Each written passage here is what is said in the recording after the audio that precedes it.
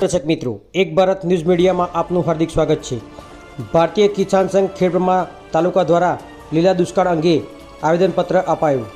ગુજરાત રાજ્યમાં સૌથી વધુ વરસાદ વધારે ધરાવતો ખેડબ્રહ્મા તાલુકો કે જે સરકારી આંકડા મુજબ વર્ષનો 190% ઉપરાંત વરસાદ પડવાથી ખેતીના તમામ પાકો નિષ્ફળતાની આડે છે।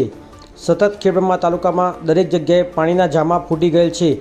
મોંઘવારીમાં મોંઘાદાટ બિયારણ, ખાતર, દવાઓ, ટ્રેક્ટરના ડીઝલ તેમજ મજૂરી કરવા છતાં સતત છેલ્લા 4 માસથી વરસાદ ચાલુ રહેવાથી નિષ્ફળ જવાની સંભાવના રહેલી છે।